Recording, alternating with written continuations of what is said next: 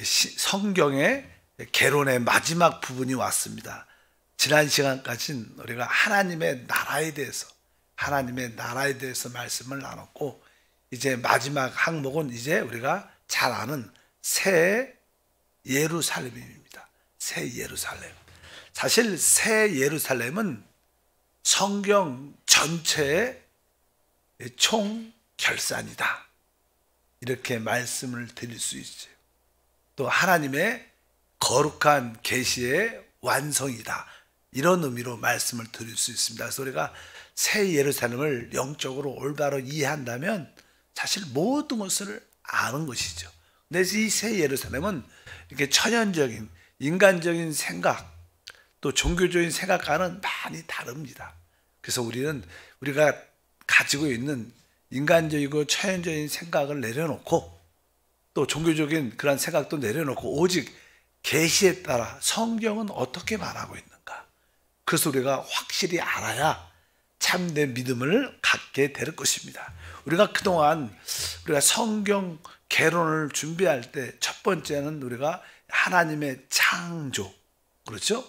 창조하심에 대해서, 그 다음에 이제 사단의 배역, 그리고 사람의 타락, 하나님의 구원의 약속의 말씀들, 그런 이야기를 쭉 드렸고, 그 다음에 하나님께서 이제 택하신 자들을 부르시죠. 아브라함을. 하나님의 부르심에 대한 그런 말씀들, 그리고 결국 하나님의 부르심을 통해서 하나님 나라를 이 땅에 세웁니다. 그리고 나서 하나님 나라가 실패하게 됐죠. 그리고 또 하나님이 회복하는 그런 과정에 대해서, 그래서 그런 과정을 통해서 그들이 그리스도의 오심에 대한 갈망을 갖게 됩니다. 그런 이야기에 쭉 되고, 그냥 신약에 가면 신약의 선두주자였던 침례 요한에 대한 말씀을 나눴고, 그 다음에 우리 주 예수 그리스도에 대한 또 그 복음의 내용도 말씀을 나눴습니다.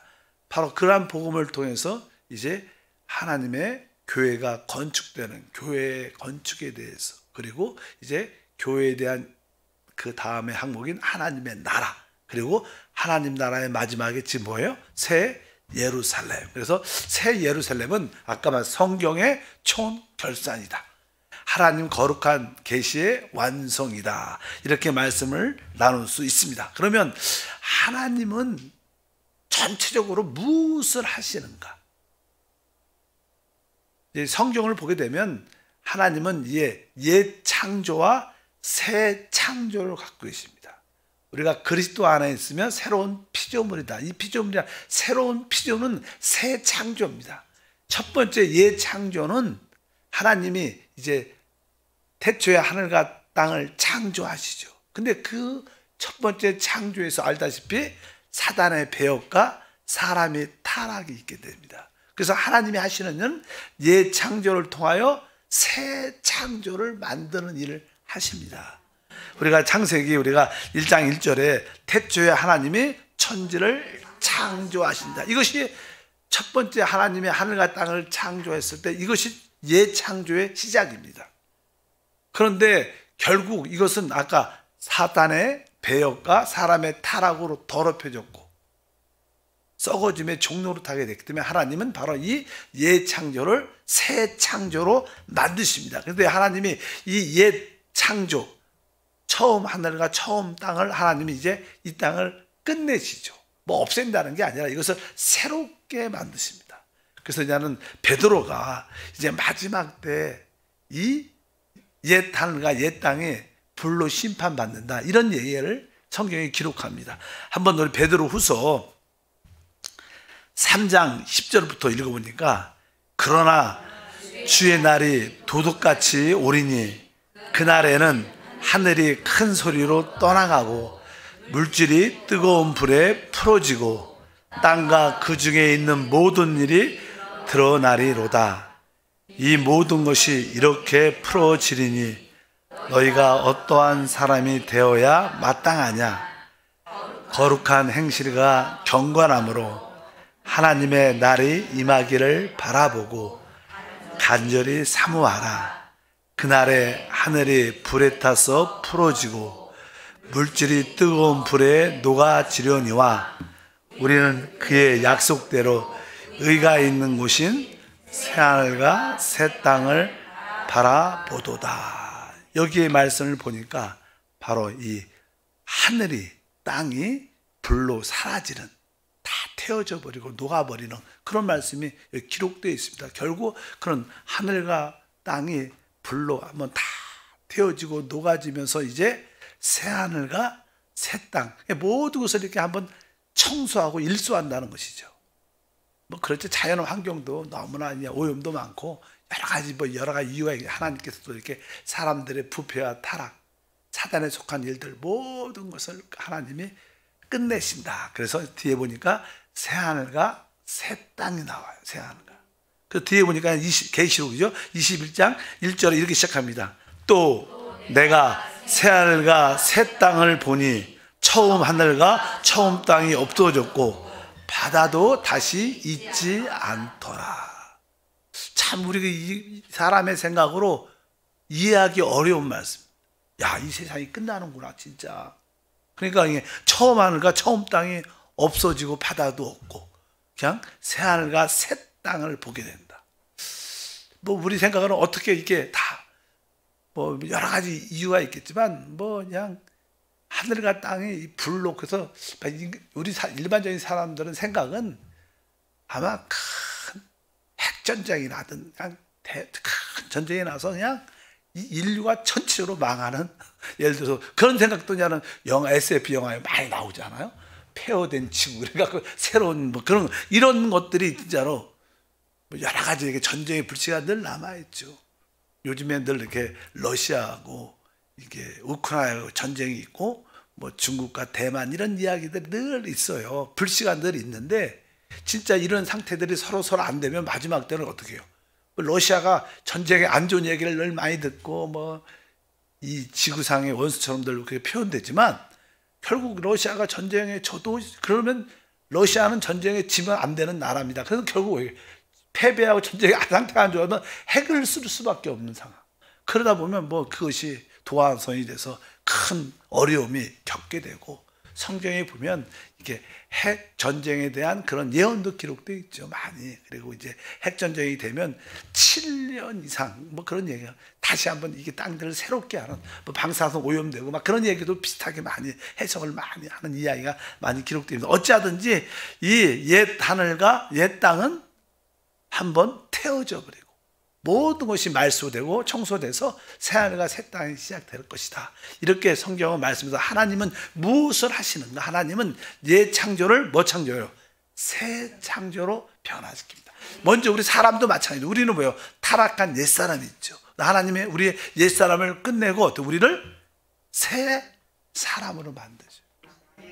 그래서 우리 죽었던 영이 어떻게 거듭나고 우리의 타락한 혼이 계속 날로 우리의 생각에 하나님 말씀을 통해서 계속 새롭게 변화되고 결국 이 썩을 몸도 주님 오실 때 영광스러운 영의 몸으로 변화되죠. 이것이 뭐예요? 새 창조죠. 이런 일들이 주님이 하신다, 이렇게 얘기를 하시기. 그래서 하나님은 이러한 일들을 어떠한 가정을 통해서 하시는가? 성경의 역사를 보게 되면 인류의 역사죠. 첫 번째는 아담부터 시작해서 모세 율법이 주어지기 시기를 열조 시대라. 열조 시대 다음에 율법 시대. 그렇죠? 그 다음에 율법 시대가 끝나면 예수님이 오시고 다시 재림할 때까지 은혜의 시대, 교회 시대, 은혜의 시대. 은혜의 시대가 끝나면 이 땅에 천년왕국이 세워져서 왕국 시대가 이루어지고, 이것이 그냥 이 땅의 역사죠. 그리고 끝나고 이제 뭐예요? 새 하늘과 새 땅이 시작되는 거예요. 그러니까 열조 시대부터 천년 왕국까지는 이 땅의 옛 창조에 속한 시대입니다.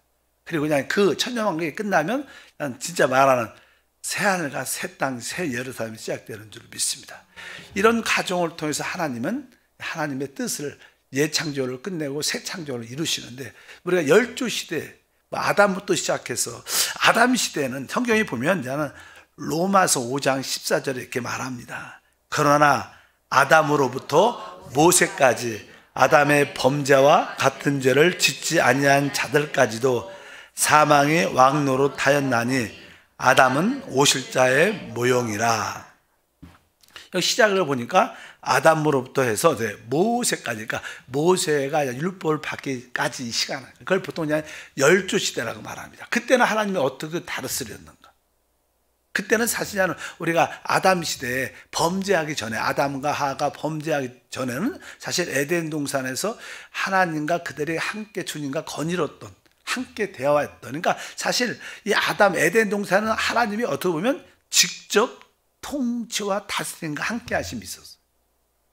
우리가 그렇게 그러니까 생각할 수 있죠. 아담 에덴 동산에서는 하나님과 깊은 교제가 직접, 하나님 직접, 죄가 없으니까 직접 다스렸는데, 이제 범죄하고 죄가 들어오니까 이제 사람이 죄를 지니까 그 죄가 우리 안에 들어올 때 우리 안에 무슨 기능이, 양심의 기능이 살아납니다. 정상적으로. 그러니까 그냥 그 전까지는 두려움이라는 단어가 없는 거예요. 왜? 죄를 안 지니까. 그래서 자유롭고 진짜로 누림이 있었는데, 죄를 짓고 나니까 하나님이 두려워서 발버둥으로 숨었다 그러면서 하나님을 두려워하기. 그러니까 그냥 그때 양심의 기능이 활성화돼서 그때부터 이제는 양심을 따라 이 사람들이 통제돼요. 양심에. 근데 양심이 살아있는 사람들은 양심의 어떤 다스림과 통제가 있는데, 또 양심이 화인맞고 양심의 느낌이 없는 사람도 많죠. 점점 타락이 심해지니까. 그리고 나서 그래서 그냥 어떤 사람들은 양심까지 무시해. 우리 대부분 사람들은 저 사람은 법 없이 살아 이렇게 말합니다. 그거 뭐예요? 지금 양심을 따라 산다는 거예요. 그렇게 많이 살죠. 근데 이제 어떤 사람들은 아주 양심이 없어. 양심의 느낌도 없어. 그러니까 어떻게? 하나님이 권위를 주시죠. 그 사람을 어떤 지도자를 세워갖고 법으로, 그 사람들 잘못됐으면 법으로 처리하고. 그래서 지금 그러잖아요. 이게 사법제도가 있어갖고 검찰이나 경찰들이 죄를 지으면 잡아갖고 재판에 넣고 감옥 집어넣으니까 사람의 어떠한 사람을 통해서 사람을 다스리는 그런 시대가 되죠. 노아 시대까지도 이게 노아 시대로 새로운 시작이 시작될 때 이제 주님이 말씀하셨어요. 노아 시대 그때 이제 앞으로 사람이 피를 흘리면 그 피값을 받을 것이다 이렇게 말을 해요.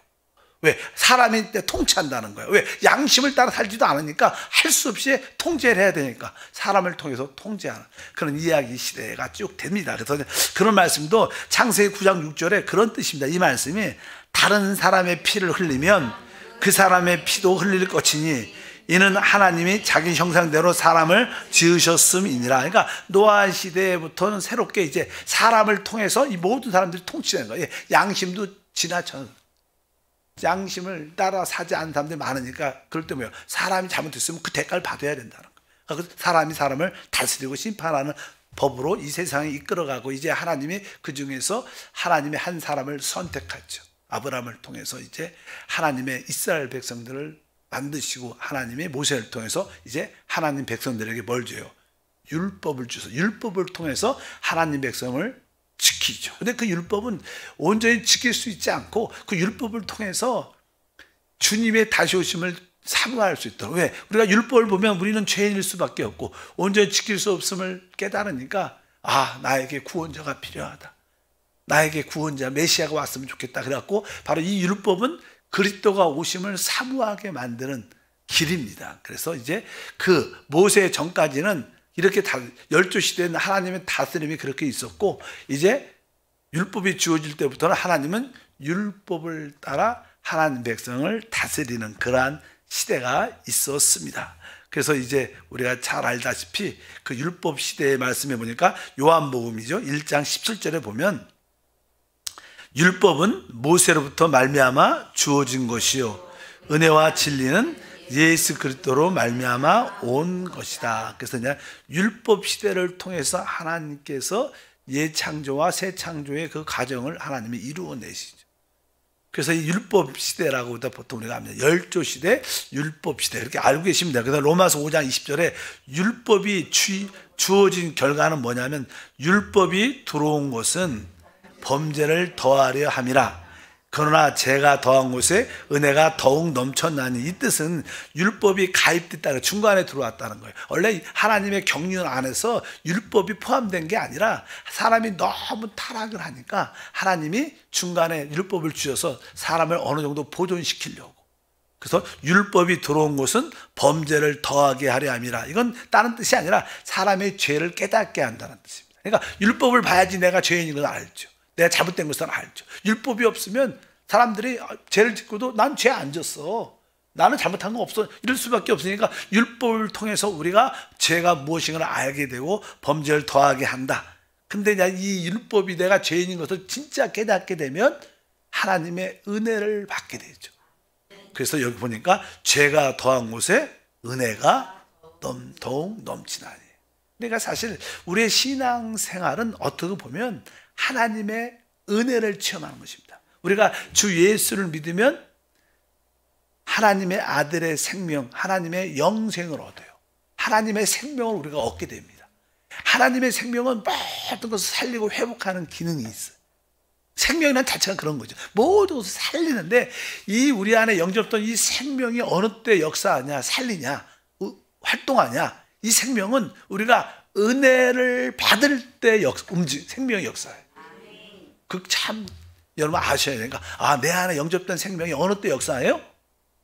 은혜를 받을 때. 여러분들이 이렇게 진짜 어느 때 은혜를 딱 받으면 막 눈물이 나고 감동이 나면서 그냥 모든 연약함도 두려움도 사라지면서 뭐예요?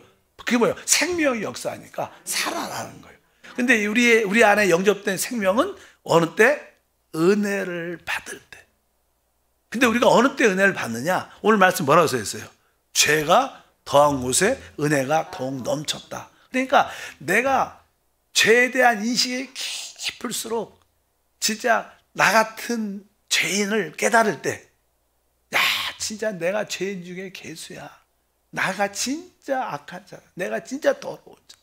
나같이 부패한 사람이 어디 있을까?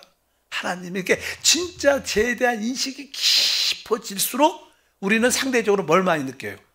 하나님의 은혜를 크게 느끼게 됐어요. 자칭 나는 잘못한 것도 별로 없고 열심히 봉사하고 주님을 잘 섬기니까 축복, 이런 거는 은혜가 아니에요. 그건 뭐예요? 나의 의지, 의. 그러니까 사람들이 착각을 하는 거죠. 의가 많으면 교만해지고 사실 하나님의 축복이 함께 하지 않습니다. 진짜 은혜는 어느 때 많이 받아요? 죄가 더한 곳에. 즉 뭐예요? 죄에 대한 인식이 깊어질수록 나의 부패함과 더러움을 더 많이 깨달으면 근데 이 더러움을 깨달으면 뭐가 와야 돼요? 빛이 와야지 보여지는 거예요. 하나님 빛이시되 빛이 우리 안에 올 때, 내가 진짜 죄인 중에 괴수야, 이게 느껴지면서 우리는 하나님의 사모하고, 하나님이 우리에게 이런 나 같은 죄인을 이렇게 하나님이 나를 사랑하고 긍휼히 여겨주시다니. 그러니까 우리는 은혜를 받고 그때 대부분 치유되고 회복되지. 왜? 생명이 역사하니까. 어쩌든지 율법의 시대가 있었어요. 그리고 율법 시대가 그냥 끝나 주님이 오신 다음부터는 뭐예요? 은혜 시대라고 말하죠. 은혜 시대. 그래서 바로 주님이 바로 우리 안에 오셔서 바로 우리를 은혜 가운데 인도하시는 줄 믿습니다. 고린도전서 1장 30절부터 요한복음 1장 17절에 너희는 하나님께로부터 나서 그리스도 예수 안에 있고 예수는 하나님으로부터 나와서 우리에게 지혜와 의로움과 거룩함과 구원함이 되셨으니 은혜와 진리는 예수 그리스도로 말미암아 온 것이다. 그래서 바로 주님이 땅에 오실 때 그분은 우리에게 은혜를 가지고 왔고, 우리가 어떻게 구원받아요? 다 은혜로 구원받죠. 그래서 지금 교회 시대를 은혜 시대, 교회 시대, 은혜로 구원받는, 이것도 기간이 제한되어 있죠. 주님이 다시 오실 때 끝나는 거예요. 영원하지 않은 겁니다. 뭐 구약에는 율법 시대에서 그들은 구속을 받았지만 지금은 뭐예요? 은혜 시대입니다. 그러니까 지금 태어난, 지금 예수를 믿는 사람들은 진짜 복이 있는 거예요. 왜? 그리고 우리만 어떻게 보면 진짜 은혜로 구원받은 사람을, 진짜 그걸 아는 사람만 나중에 그리스도 신부가 되고 왕이 되는 거예요. 모든 사람이 그렇지 않고 다음 시대엔 그런 은혜와 축복이 함께할 줄 믿습니다. 이제 은혜 시대가 끝나면 무슨 시대예요? 천년 왕국 시대. 왕국은 공인 시대라고 그래요. 공인 시대. 왜? 그때는 열심히 충성한 사람은 뭐 상을 받고 누리는 시대.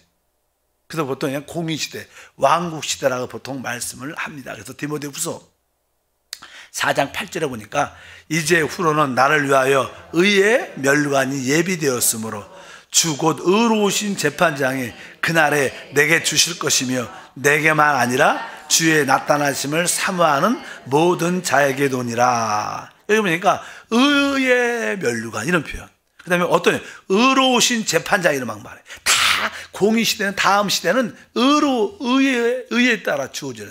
그러니까 이 땅에서 은혜로 구원받고 열정적으로 주님을 진짜 사랑해서 충성된 의롭게 산 자들은 뭐예요? 우리의 의가 서기가 바리새인보다 더 뛰어난 의의 생활을 할 때 그 의는 구원과는 상관없지만 상하고는 관련된 거예요. 그래서 여기 보니까 바로 그 시대를 왕국시대 의공의시대라 그래요.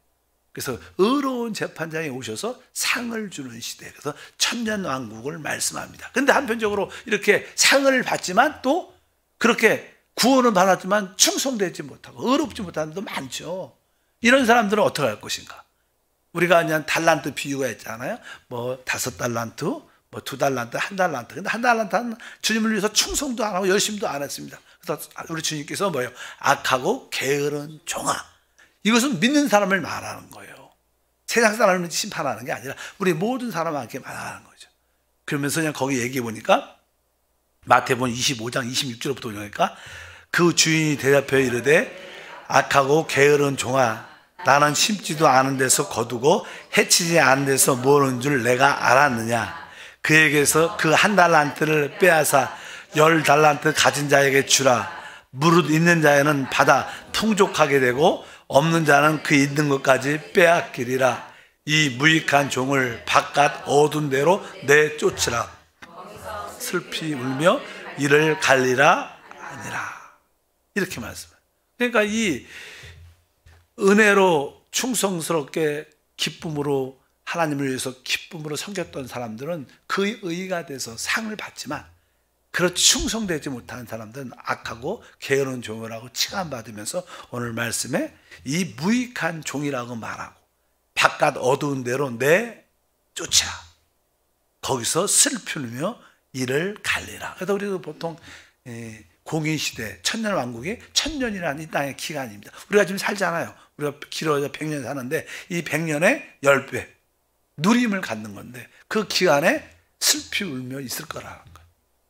그것은 불신자를 얘기하는 게 아닙니다. 믿는 사람, 공의시대 벌을 받는 사람을 의미한다고 말씀을 드릴 수 있습니다. 그러면 우리가 하냐는 천년왕국에 대한 이해가 우리가 참 특이합니다. 천년왕국에서는 우리가 공부했지만 진짜 교회 시대에서 이기는 자들, 구속받은 자 중에서 이기는 자들은 뭐예요? 그리스도의 신부가 돼서 주님과 함께 하늘의 통치를 영역 안에서 이 땅을, 이 천년왕국을 다스리는 축복을 갖게 돼요. 그것이 하나님이 우리 교회에 주신, 이기는 자에게 주신 최고의 축복입니다. 그러면 이 땅에는 또 나름대로 열국, 이스라엘 도왔던 이 백성들, 많은 나라가 살죠. 그래서 그냥 천년왕국 동안에는 이제 사단도 묶이니까 기본 정상적인 사람들은 거의 100세, 1000년은 사는 것 같아요. 그들은 일반적으로 우리 같은 사람인데 죄가 우리를 미혹하는 우리는 죄성은 남아있지만 사람들이 미혹시키는 사단이 없으니까 죄는 잘 안 지는 것 같아요. 그래도 이런 육체를 갖고 있으니까 사람이 죽을 수도 있는 것 같아요. 죽죠. 아무도 안 죽나. 그러나 천년왕국의 일반적인 백성들은 죽을 수도 있고 이래요. 근데 그 이사야의 성경에 그런 말씀이 기록돼. 이사야 65장 20절에 천년왕국의 상태. 우리는 이미 영의 몸을 갖고 그리스도의 신부 왕권의 사람이고 이 땅의 지구에 이 땅에 회복돼서 사는 사람들의 이야기인데 유대인들도 포함되지만 65장 20절에 보니까 뭐였어요? 거기는 날수가 많지 못하여 죽는 어린이와 수완이 차지 못한 노인이 다시 없을 것이라. 곧 100세에 죽는 자를 젊은이라 하겠고 100세가 못되어 죽는 자는 저주를 받은 자이리라. 그러니까 이 시대 천년왕국 때는 이 땅에 사는 사람들 중에서 아주 진짜 기본이 혹시냐는 죽는 사람도 있는 것 같아요. 보니까 100세 거의 대부분 100세 죽어도 너무 일찍 죽고 우리가 요즘에도 어린아이가 정말로 이렇게 한두 살 때 아파가고 죽는 애들이 막 그런 상태, 100세에 죽는 애들이 그렇다는 기본이. 그러니까 여기에 100세 또 100세 못 되어 죽는 자들은 저주를 받은 자다. 이렇게 보니까 이 땅에 사는 사람들 중에서는 바로 이러한 모습을 갖고 있어요. 그들은 그냥 이러한 구속받아, 우리는 영의 몸이 됐지만 그들은 그냥 일반적인 타락한 몸을 갖고 있죠. 다만 사단이 없어 죄를 안 지을 뿐인데 그 육체의 연약함이 있고 또 이제는 뭐 많은 의학이나 모든 것이 발달되어 있겠죠. 그런 뜻을 갖게 됩니다. 그리고 이제 이 천년 왕국의 마지막 끝부분에 사단이 잠시 풀려난다 그랬어요. 잠시 풀려난다. 근데 아까 이 땅에 사는 백성 중에서는 알다시피 백성들은 우리가 이렇게 지금 우리 같은 육신의 죄성은 가지고 있는 거예요. 근데 죄를 왜 미혹하는 사람이 없으니까 우리들도 속으로 저 사람을 이렇게 욕도 하고 나쁜 마음을 갖지요. 근데 그 마음은 가졌지만 그것을 실행할 기회가 없는 경우도 많죠. 우리가 그냥 나쁜 마음은 순간적으로 가졌지만 그것을 밖으로 못 내지만 왜? 근데 지금 어떤 사탄이 나타나면 우리를 미혹하면 그 성질을 확 나가고 죄를 질 때. 근데 우리를 미혹하는 자가 없으니까 그때도 그럼 혹시 나쁜 마음은 가지면 그래서 죄를 질 기회는 별로 없고 속으로 그런 어떤 죄성을 가지고 있는 거예요. 그래서 마지막 때 천년왕국 끝 부분에 하나님이 사탄을 풀어줘요. 왜 풀어주는지 정확히 풀어줍니다. 보니까 20장 7절과 9절에 읽어보니까 천년이 차면 사단이 그 옥에서 놓여 나와서 땅의 사방 백성 곧 곡과 마곡을 미혹하고 모아 싸움을 붙이리니 그 수가 바다의 모래와 같으리라. 그들이 지면에 널리 퍼져 성도들의 증가 사랑하시는 성을 두루매 하늘에서 불이 내려와 그들을 태워버리고. 그러니까 이 땅에 많은 민족들이 사는데 이제 그 중에 이상하게 그 예루살렘에 그 우리들이 통치하는데 거기에 불만을 갖는 거예요. 근데 그냥 그런 마음이 있는데 그런 불만을 갖고 별로 이렇게 탐탁지 않고 그냥 사는 사람도 있는 것 같아요. 근데 이제 사단이 풀어나니까 그런 마음을 가진 사람들이 얼씨구나 하고 사단과 짝을 해갖고 하나님을 반대, 우리가 다스리는 통치를 반대해갖고 이 마지막 곡과 마곡의 전쟁이 일어나요. 그때 하늘에서 불이 내려서 그렇게 죄의 본성 속에 악한 마음을 갖고 있는 사람들은 다 끝내버려요. 그리고 진짜 순수함을 갖고 있는 사람들은 영원한 새하늘과 새 땅의 영원한 백성이 되는 거예요. 그때 그냥 이 사람들이 남은 사람들이 뭐가 되는 거예요? 이제는 이게 죄를 사단을 따라 동조하지 않고 하나님 백성들을 하나님 그 다스리는 우리를 이렇게 따르는 자들은 영원한 새하늘과 새 땅의 백성이 되고 그 고르는 과정이 여기서 고르는 것 같아요. 그 죄성을 다 뽑아내고 이제 순수함을 가지고 있는 그런 인류가 이 땅에서 마음껏 영원함을 갖고 살게 될 것이다. 이렇게 해서 이제 천년 왕국이 시작됩니다. 그래서 우리가 이런 과정을 통해서 하나님이 새하늘과 새 땅을 만들어 간다는 거예요. 열조 시대를 통해서, 율법 시대를 통해서, 은혜 시대를 통해서, 공의 시대, 천년 왕국을 통해서 결국 이제 이 모든 것이 이 땅의 모든 것이 끝나면서 이런 과정을 통해서 하나님은 사람을 그냥 새하늘과 새 땅에 영원할 사람들, 그냥 구속받은 모든 사람들, 하나님을 섬길 수 있는 제사장들, 이런 모든 백성들을 하나님이 딱 택하셔서 만드셔서 새 하늘, 새 땅, 새 예루살렘 중심으로 영원함을 시작하신다는 거예요. 이들을 가지고 시작하신다는 거예요.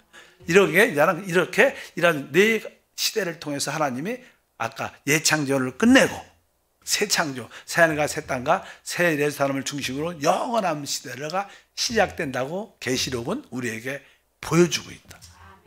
이해가 가든 이해가 안 가든 성경의 계시는 그렇습니다. 그러니까 우리가 그것을 영안에서 깨닫길 바랍니다. 하나님 감사합니다. 다시 한번 새 예루살렘, 하나님의 그 역사의 중심을 보게 하시고 예창조를 끝내며 새 창조를 이루시는 주님을 기뻐하며 우리 역시 옛사람을 끝내고 새 사람으로 주님을 섬기는 은혜가 함께하게 하옵소서. 예수 이름으로 기도합니다. 아멘.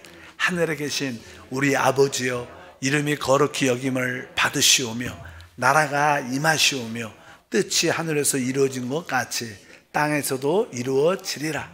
오늘 우리에게 일용할 양식을 주시옵고 우리가 우리에게 죄 지은 자를 사하여 준 것 같이 우리 죄를 사하여 주시옵고 우리를 시험에 들게 하지 마시옵고 다만 악에서 구하시옵소서. 나라와 권세와 영광이 아버지께 영원히 싸움나이다. 아멘.